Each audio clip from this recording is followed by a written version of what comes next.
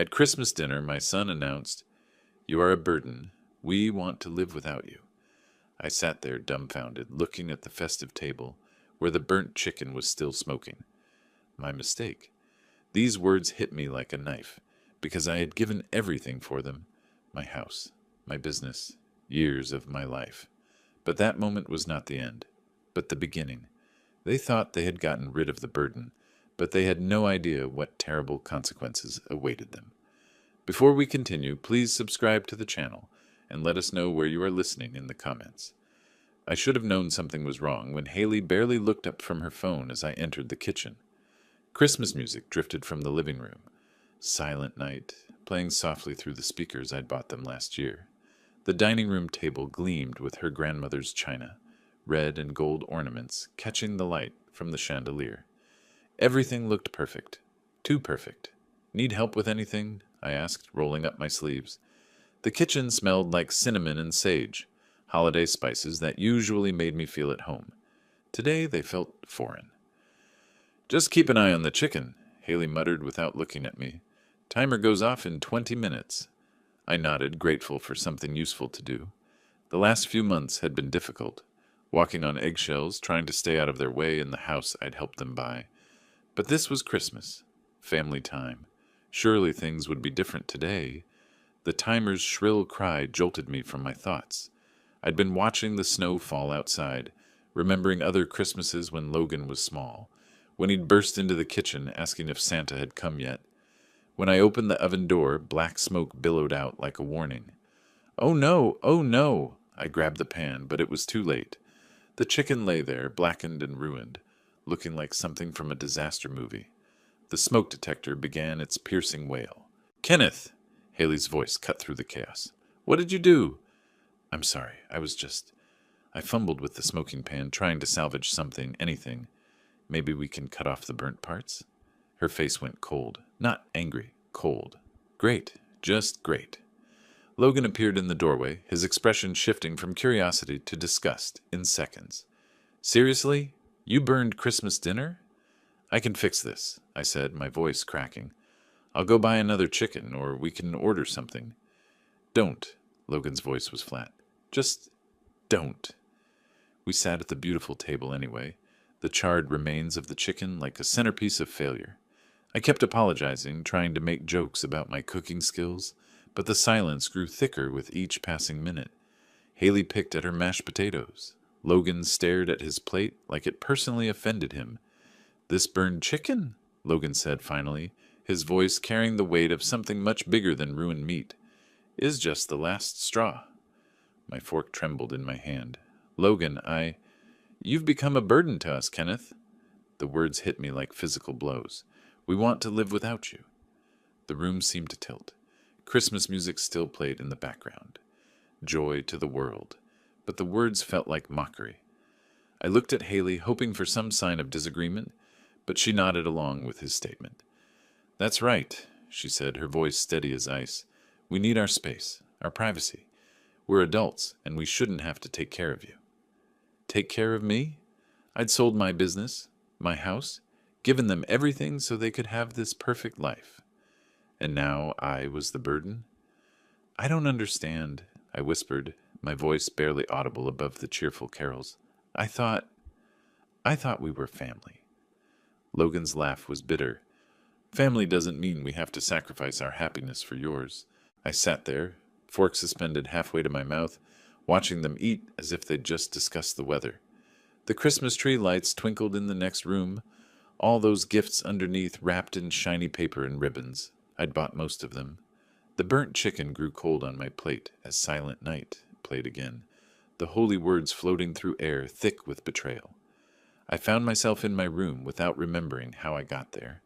The house had gone quiet, except for the muffled sounds of dishes clinking downstairs.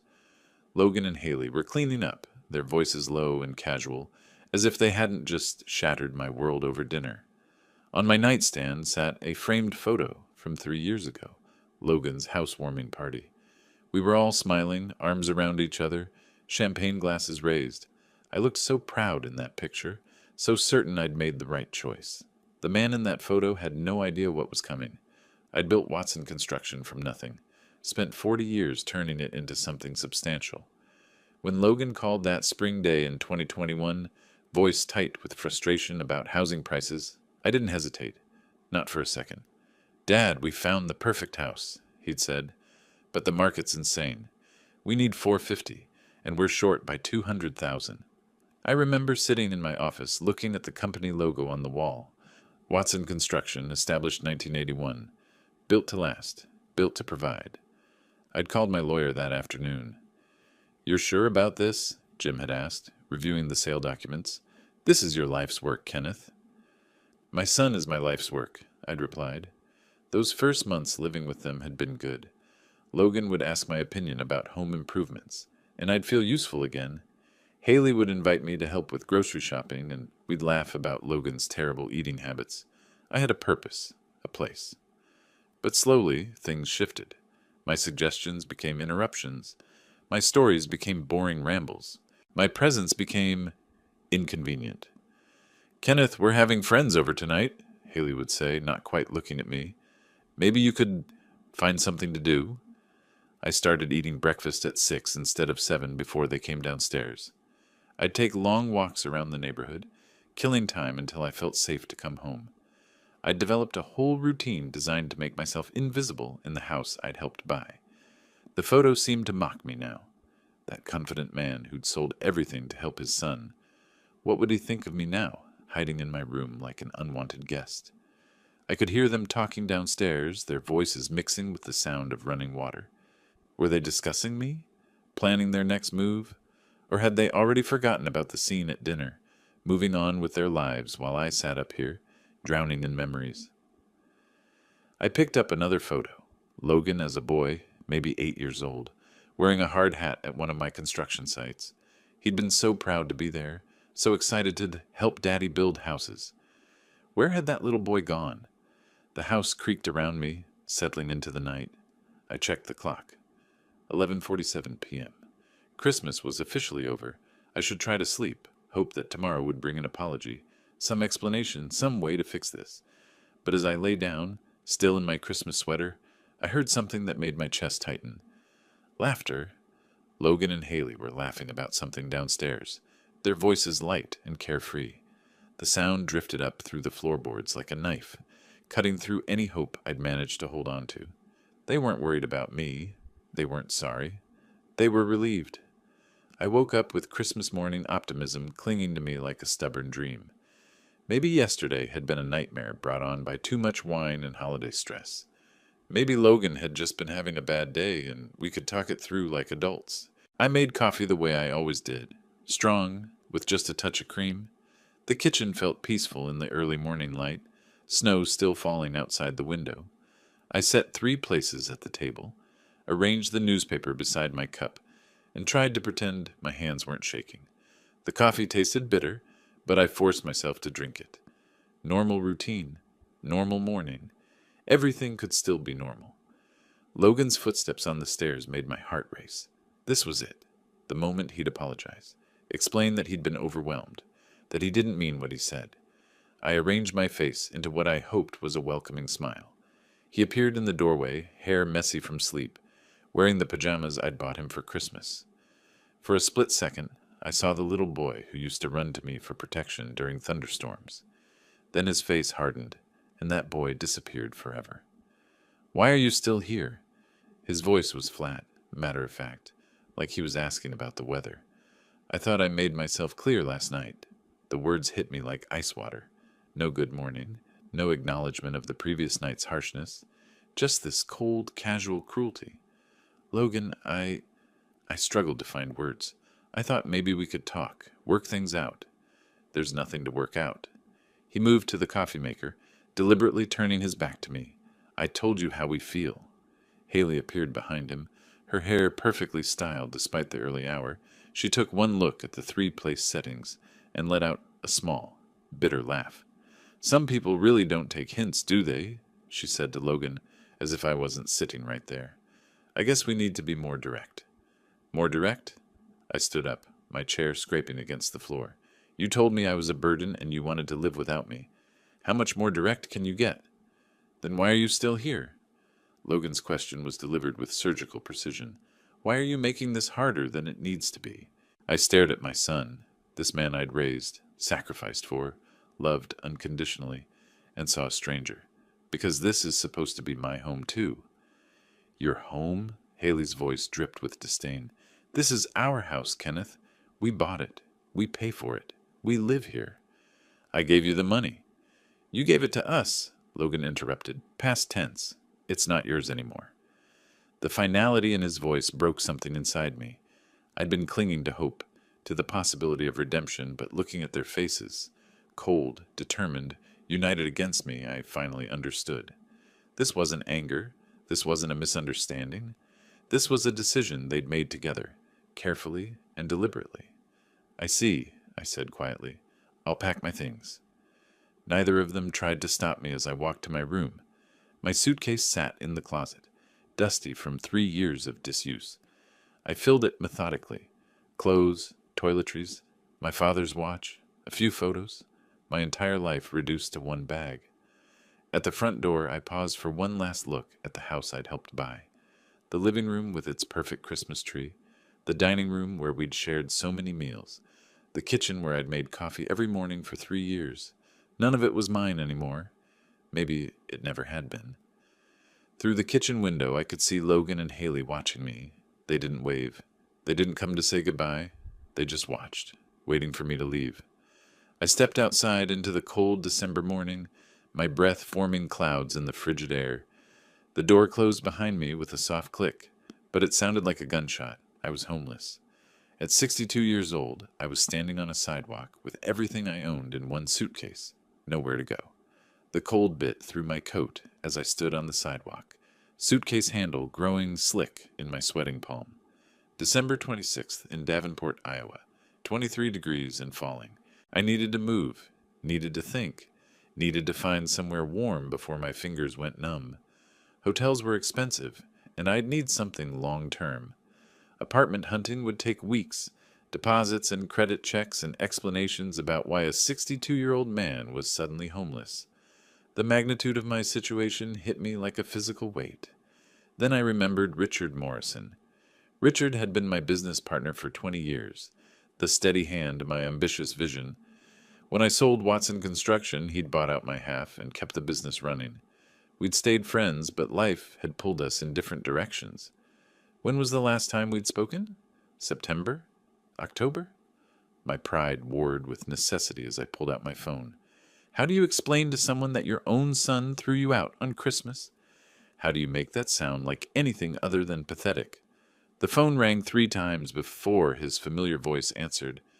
Kenneth, Merry Christmas, buddy. How are you? Richard, my voice cracked. I need help. The warmth in his voice shifted to concern instantly. What's wrong? Are you hurt? No, I'm standing outside Logan's house with a suitcase and I don't have anywhere to go. Silence. Then, what happened?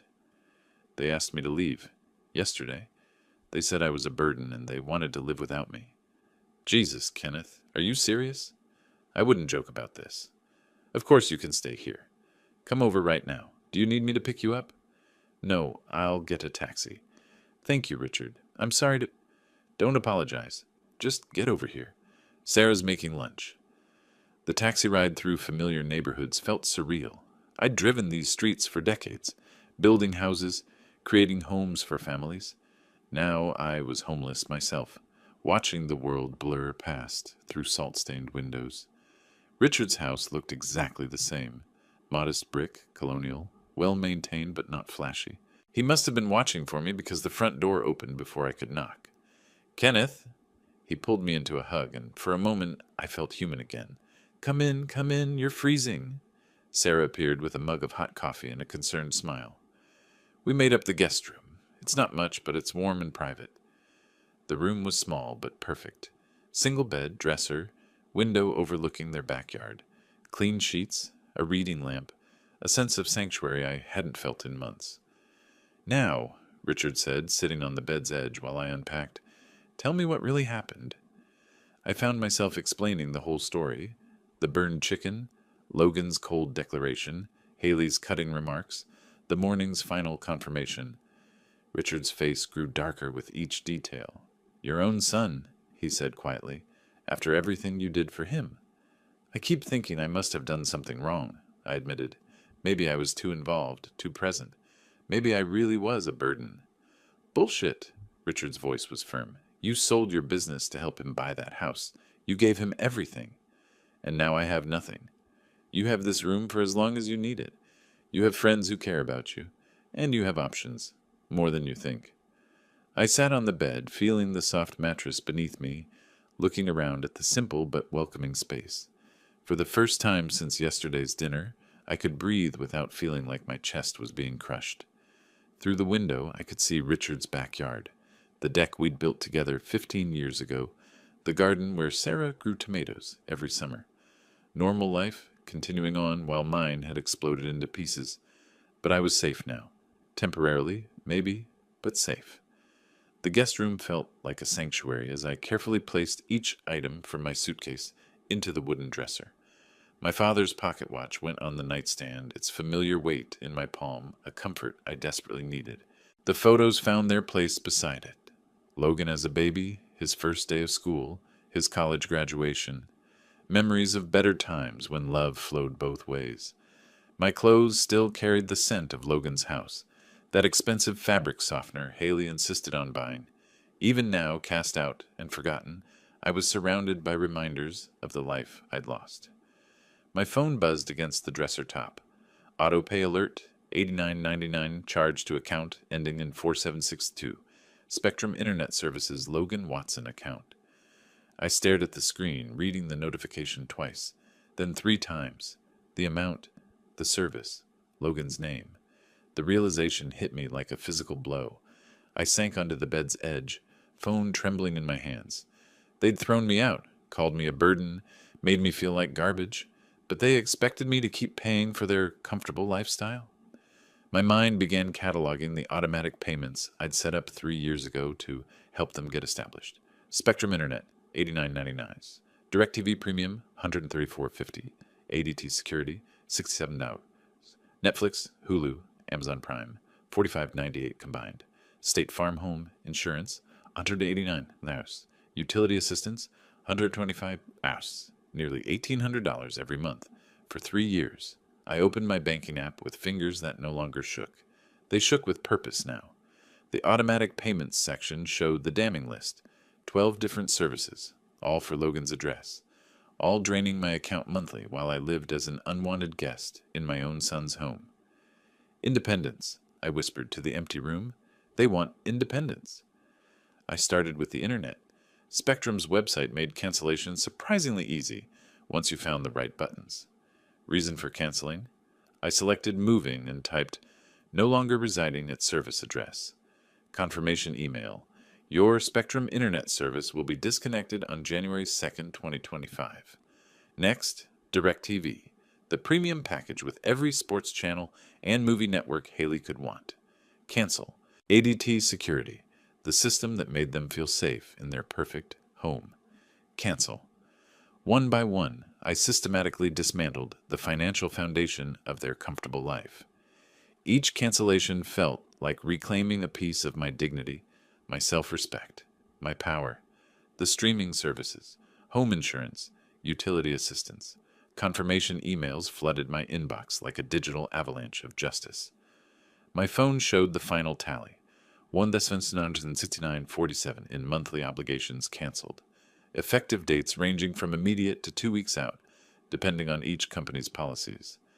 I sat there holding my phone, surrounded by confirmation emails, feeling something I hadn't experienced since Christmas dinner.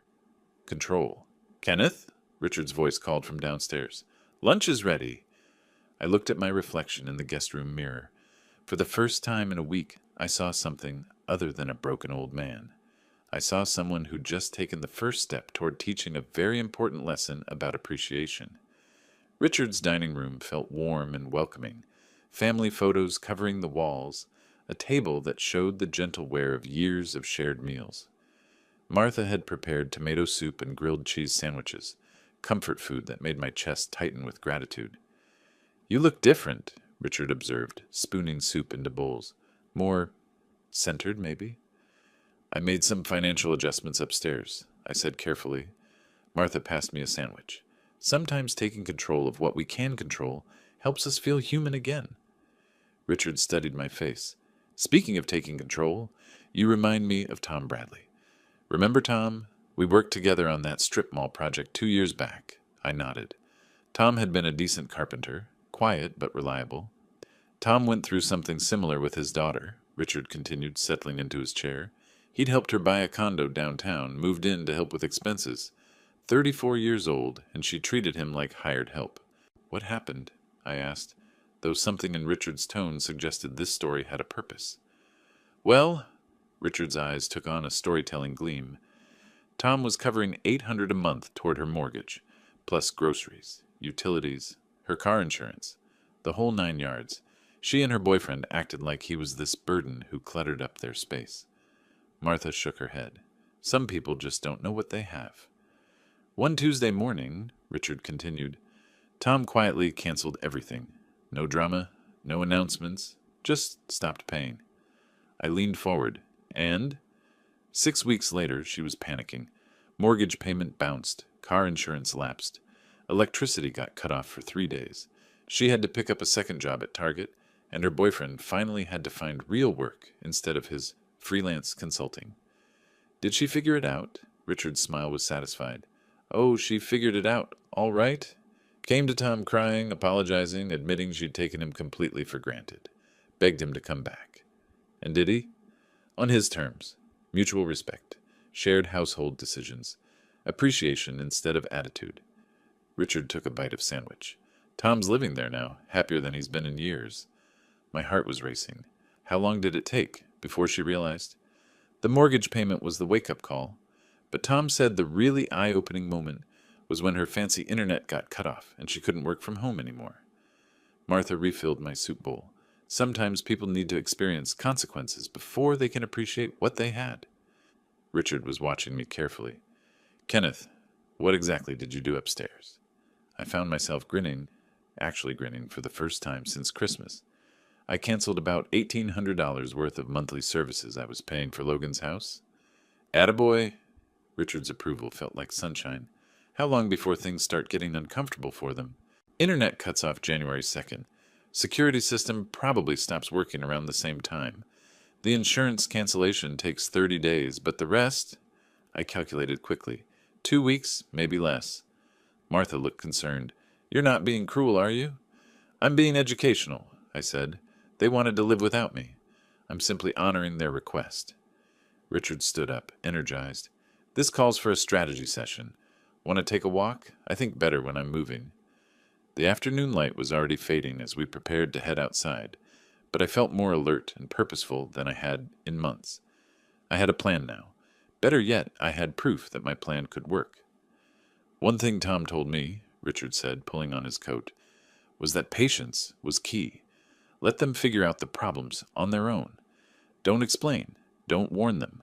Just let natural consequences do the teaching. I zipped up my jacket, feeling the weight of my phone in my pocket. My phone filled with cancellation confirmations. I can be very patient when I need to be. The cold January air bit at our faces as we walked through Richard's neighborhood, our breath forming small clouds in the frigid evening. This was the kind of working-class area where I'd built dozens of homes during my construction years. Modest houses with careful landscaping, where people took pride in what they had. Tell me about their finances, Richard said as we passed a brick colonial I'd helped to build in 1994. The real numbers. I'd been thinking about this all week. Logan makes $52,000 a year managing logistics for a freight company. Decent job, but nothing spectacular. Haley works part-time at some upscale salon. Maybe $18,000 on a good year, but it's inconsistent. So roughly $70,000 combined, Richard calculated. What are their fixed expenses? Mortgage is $1,950 a month. 2 car payments total about $650. Credit cards, probably $400 minimum payments, knowing Haley's shopping habits. I paused at a corner, looking down the street where 3 of my old houses stood. Without my $1,800 monthly contribution, they're short $800 to $1,000 every month. Richard whistled low. They've been living beyond their means, counting on you to bridge the gap.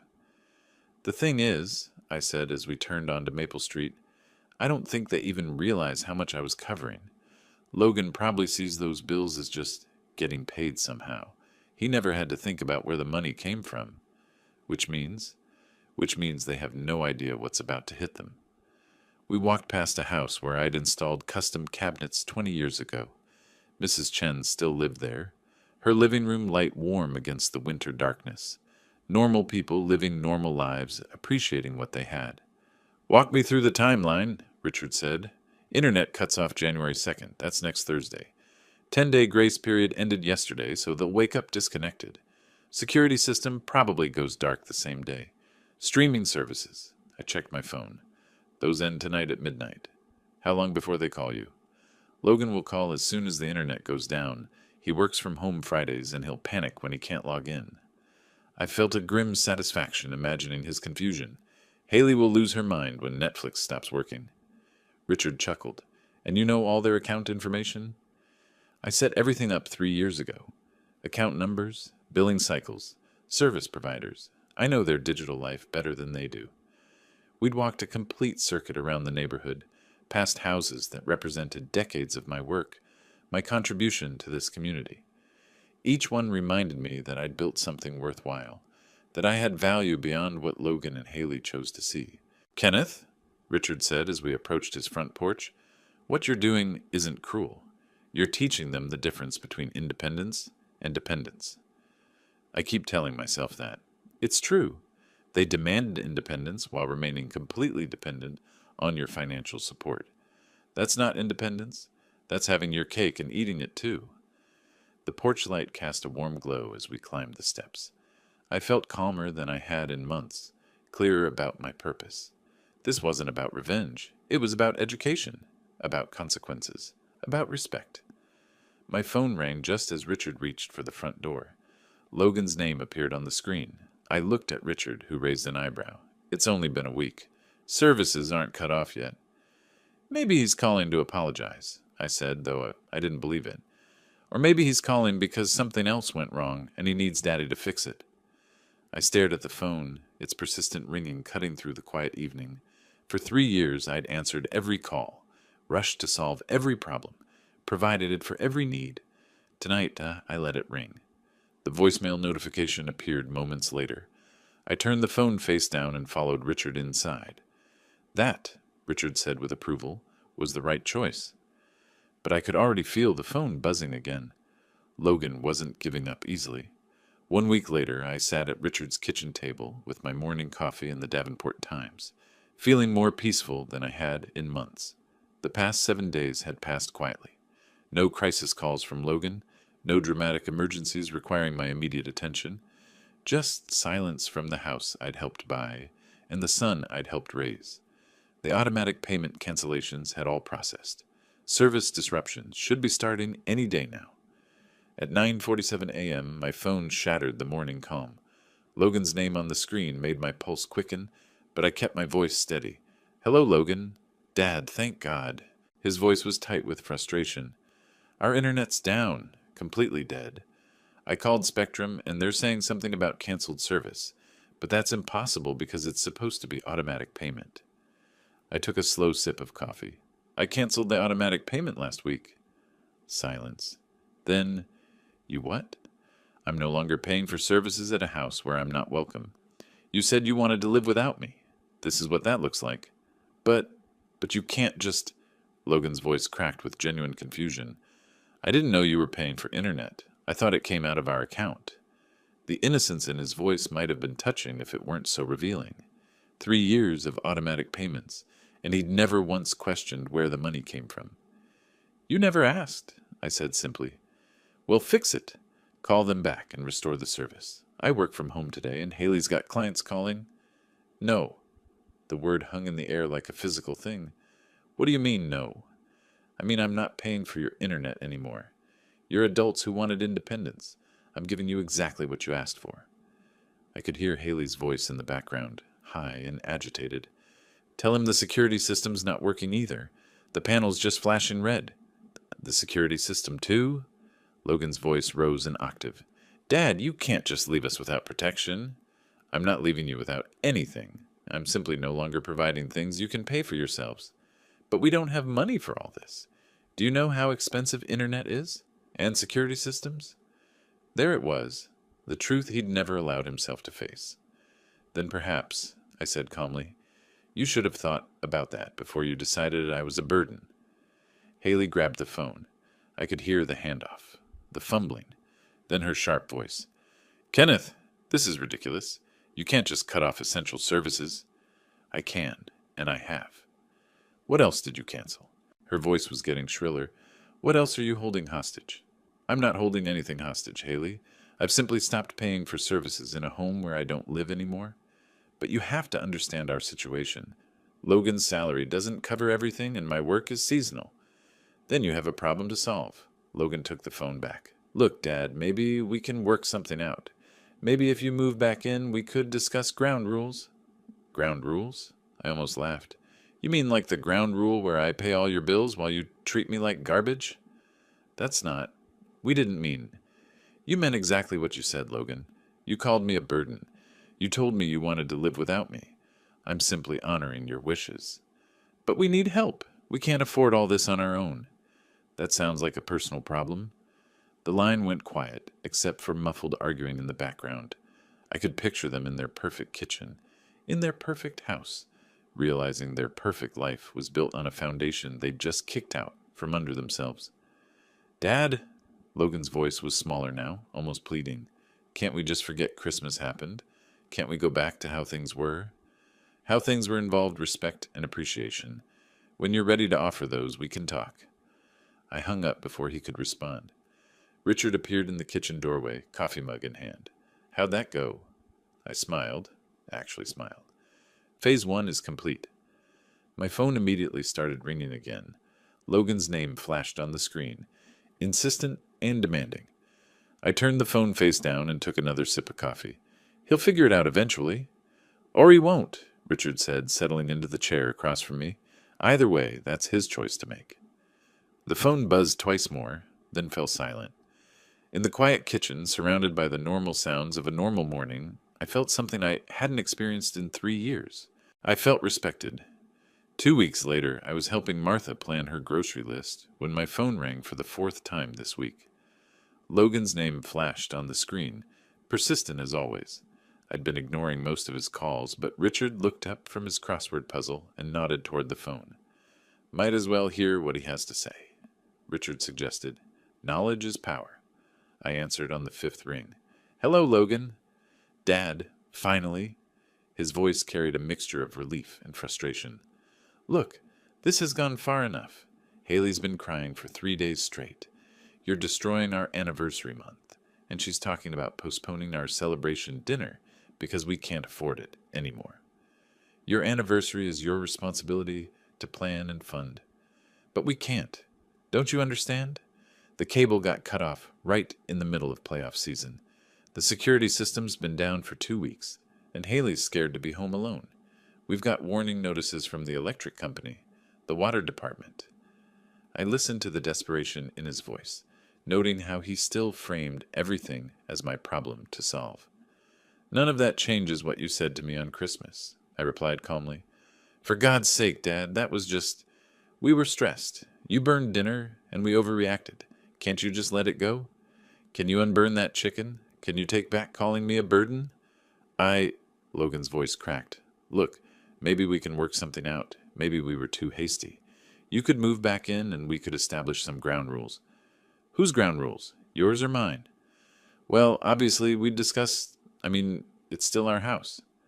Through the kitchen window, I saw a car pulling into Richard's driveway. A familiar car. Logan, I said slowly, are you calling me from outside Richard's house right now? Silence, then the sound of a car door slamming. We just want to talk, Dad, face to face. The doorbell rang. Richard raised an eyebrow and headed toward the front door, but I gestured for him to wait. So you thought you'd ambush me? It's not an ambush. We just need to resolve this before we lose everything. I hung up and walked to the front door, Richard beside me. Through the peephole, I could see Logan and Haley standing on the porch, both looking haggard in the cold February air. I opened the door. Haley immediately started crying. Theatrical, calculated tears that might have worked 3 months ago. Kenneth, please, you're tearing our family apart. Our family was torn apart on Christmas, I said evenly. I'm simply accepting the new reality you created. Logan stepped forward, his face flushed with anger and cold. This is ridiculous, Dad. Stop this vindictive nonsense and help us fix our situation. Vindictive? I felt Richard step closer behind me, a solid presence of support. Logan, you told me I was a burden. You told me you wanted to live without me. I'm giving you exactly what you asked for. But we didn't mean financially. We just meant you wanted all the benefits of my support without having to treat me with basic human dignity. Haley's tears intensified. We're going to lose our house. Don't you care about that? I care about the house I helped you buy, but it stopped being my concern when you made it clear I wasn't welcome in it. Richard cleared his throat. Folks, it's 20 degrees out here. If you want to continue this conversation, you're welcome to come inside where it's warm. Logan's jaw tightened. We don't need charity from strangers. Richard isn't a stranger, I said. He's a friend who treats me with respect. You might want to learn from his example. Haley looked between Logan and me, her calculated tears giving way to genuine frustration. What do you want from us? What will it take? An apology would be a start, a real one, acknowledgement of how you treated me, and a commitment to change. Fine, Logan exploded. I'm sorry, okay? Now will you help us? That's not an apology, Logan. That's a transaction. They stood there in the cold, realizing their manipulation tactics weren't working. Logan's entitled anger, Haley's crocodile tears, their attempted ambush, none of it was moving me. This conversation is over, Logan said finally. Come on, Haley. They turned and walked back to their car, Logan's arm around Haley's shoulders in a show of unity that felt rehearsed. As they reached their vehicle, I noticed something white tucked under the windshield wiper. Something they hadn't seen yet. A foreclosure notice. I said nothing as they drove away, their crisis accelerating beyond what they even realized yet. Richard closed the door behind us. That went about as expected. Better, I said, watching their taillights disappear down the street. They're running out of options faster than they know. 3 weeks later, I was enjoying my morning coffee in the financial section of the newspaper when an unknown local number appeared on my phone. I'd learned to be cautious. Logan and Haley had started using different phones after I stopped answering Logan's regular number. Kenneth Watson, I answered carefully. Kenneth, thank God.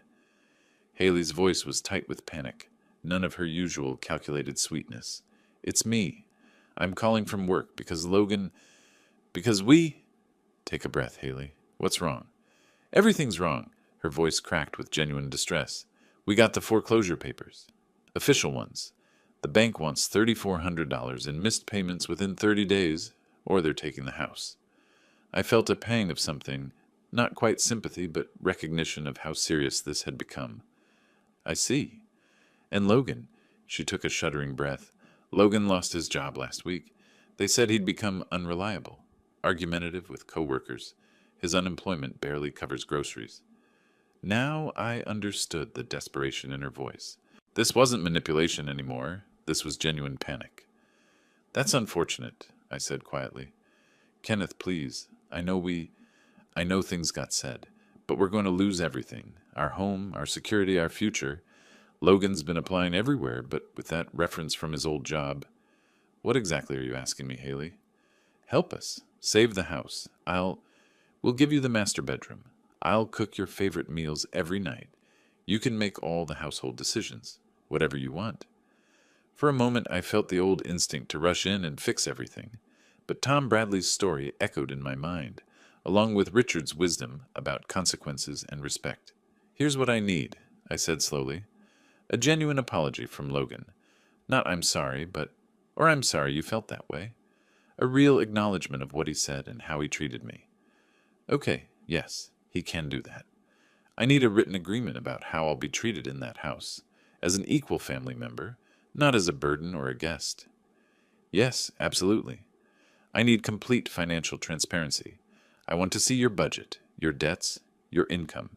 If I'm contributing to this household, I have a say in how money gets spent. Silence on the other end. Then, Kenneth, that seems... Invasive. Invasive? I almost laughed. Haley, you're asking me to save your house. I think I'm entitled to know where my money would be going. But our privacy? Your privacy was forfeit when you decided to treat me like garbage while expecting me to fund your lifestyle. I could hear her breathing heavily, wrestling with the reality that she couldn't have it both ways anymore. And there would be a probationary period, I continued. I help with this immediate crisis, but future support depends on how you both behave. One more incident like Christmas, and I'm done permanently. Those terms are really controlling, Kenneth. Those terms are respectful, which is more than I got from either of you. But we don't have time for negotiations. The foreclosure deadline is in 4 weeks.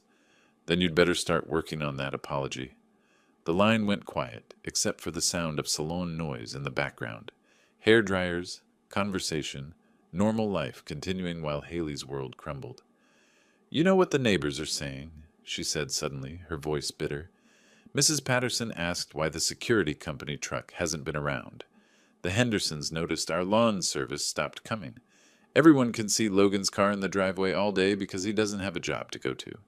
Embarrassing, I agreed. This is our life, Kenneth, our reputation, our standing in the community. Then perhaps you should have thought about that before you destroyed our family relationship. You're really going to let us lose everything over hurt feelings? I'm going to let you experience the consequences of your choices. There's a difference. She hung up without another word. I sat there holding the phone, staring out Richard's kitchen window at the snow-covered yard. A part of me felt sorry for them. I'd never intended for Logan to lose his job, but a larger part recognized this as exactly what they needed, a clear understanding of how the real world works when you don't have someone else covering your mistakes. Richard wandered into the kitchen, coffee mug in hand. That sounded intense. They're about to lose the house, I said. Logan lost his job. Reality is hitting hard. And how do you feel about that? I considered the question honestly. Like a teacher watching students learn a difficult but necessary lesson. Richard smiled and raised his coffee mug in a small salute. Tom Bradley would be proud. 1 week later, I was helping Richard repair a section of fence in his backyard when I heard a car door slam in the driveway. Richard and I looked up from our work, and I felt my chest tighten when I saw Logan approaching through the gate. He looked terrible, unshaven, wearing a wrinkled shirt I recognized from Christmas Day, dark circles under his eyes like he hadn't slept in weeks. This wasn't the arrogant man who'd thrown me out. This was someone who'd been broken down by circumstances he couldn't control. Dad, he said quietly, stopping a few feet away. No demands, no accusations. Just my name, spoken like a question. Richard straightened up, hammer in hand. I'll be inside if you need me, Kenneth. No, Logan said quickly. Stay, please. I want someone to witness this. I set down the fence post I'd been holding. Witness what? Logan's hands shook as he pulled a crumpled paper from his pocket. The foreclosure notice. It's final. 21 days to pay or we lose everything. Where's Haley? Gone. His voice cracked. Moved in with her sister 3 days ago. Said she wasn't going to watch our life fall apart because I couldn't fix things with you. I studied my son's face, seeing the exhaustion, the defeat, the first genuine emotion I'd witnessed from him since childhood. Logan, why are you here? Because I need to tell you something I should have said months ago. He took a shuddering breath. I was wrong. Completely. Totally wrong. About what, specifically? About calling you a burden. About treating you like you were in our way. About taking everything you did for us and acting like it was nothing. Richard continued working quietly, his presence providing the witness Logan had requested. Go on, I said. I've been trying to find work for 3 weeks. You know what I learned? Nobody wants to hire someone whose last employer says they became difficult and unreliable. I thought I was so important at that company, but they replaced me in 2 days. Logan sat heavily on Richard's picnic table, looking older than his 35 years. And the bills? Jesus, Dad, I never realized how much you were covering. The house payment alone is more than half my old salary, and then there's insurance, utilities, food, gas, car payments. How did you manage it all? By budgeting carefully and prioritizing what mattered. I never learned to do that. You always just handled things, made problems disappear. He looked up at me with something I hadn't seen in years: vulnerability. I never appreciated what that meant until it was gone. I leaned against the fence, waiting. Haley said I should just swallow my pride and beg you to come back. But this isn't about pride anymore, Dad. This is about admitting I was a terrible son who treated the most generous man in his life like garbage. The words hung in the cold air between us. Richard had stopped hammering, listening. I called you a burden, Logan continued, his voice getting stronger. But you were never the burden. I was. I was a grown man who let his father pay for his life while treating him like an inconvenience. And now? Now I'm a grown man who's about to lose his house because he was too stupid and entitled to appreciate what he had. I studied Logan's face, looking for signs of manipulation, for the practiced remorse I'd heard in earlier conversations. Instead, I saw something real: shame, regret, and maybe the beginning of genuine understanding. What are you asking me to do, Logan? Help me save the house. Not for me. I know I don't deserve it. But it's your investment, too. You helped buy it, and I threw away your contribution along with your dignity. And in return, I accept your terms, all of them. Financial transparency, respectful treatment, your involvement in household decisions, whatever you require. For how long? However long it takes to prove I've learned something from this disaster. Richard set down his hammer and looked at both of us. Kenneth, this sounds like a young man who's ready to earn back what he lost.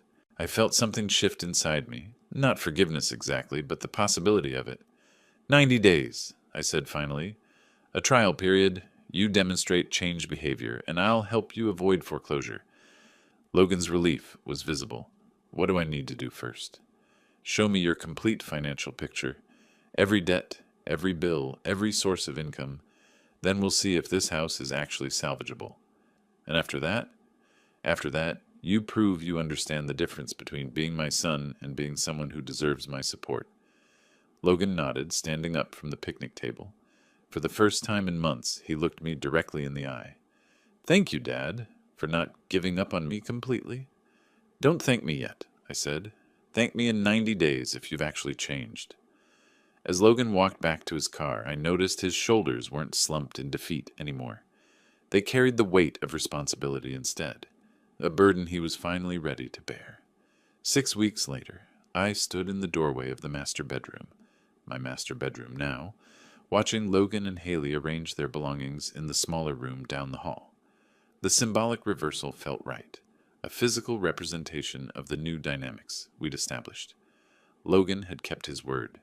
Every day for 6 weeks, he'd demonstrated the changed behavior I'd demanded. He found a new job with a medical supply company.